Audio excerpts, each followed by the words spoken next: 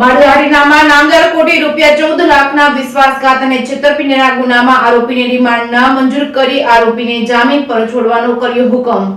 માળિયાહાટીના નામદાર કોર્ટે ₹14 લાખના વિશ્વાસઘાત અને છેતરપિંડીના ગુનામાં આરોપીને રિમાન્ડ ના મંજૂર કરી આરોપીને જામીન પર છોડવાનો કર્યો હુકમ। માળિયાહાટીના પોલીસમાં 14 લાખના વિશ્વાસઘાત અને છેતરપિંડીની ફરિયાદી રહેમતબેન નામની મહિલાએ માળિયાહાટીના વલીમામદ ગાજીયાણી ઉર્ફે પીરભાઈ તેમજ તેમના પુત્રની સામે ફરિયાદ નોંધાવતા માળિયાહાટીના પોલીસ દ્વારા વલીમામદ ગાજીયાણી ઉર્ફે પીરભાઈની ધરપકડ તેમજ માળિયાહાટીના કોર્ટમાં આરોપી પાસે 14 લાખની રકમ રિકવર કરવા માટે 3 દિવસની રિમાન્ડની માંગ કરવામાં આવી છે।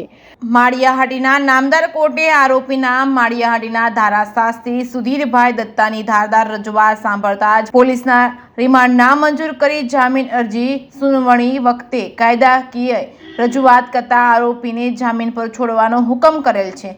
આ કિસ્સાઓએ સમગ્ર માળિયાહાટીના તાલુકા પંથકમાં ચર્ચા જગાવી હતી। Reporting by Pratap Sisodiya, Maliya Hatina.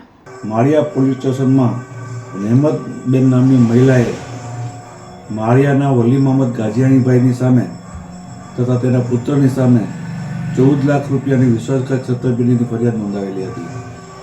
તેમાં માળિયા પોલીસ દ્વારા વલીમામદભાઈની ધરપકડ કરવામાં આવેલી અને 3 દિવસની રિમાન્ડની માગણી કરી 14 લાખ રૂપિયા રિકવર કરવાના છે તેવી માગણી કરવામાં આવેલી। નામદાર કોર્ટે અમારી રજૂઆત સાંભળી અને પોલીસની રિમાન્ડની માગણી નામંજૂર કરેલી।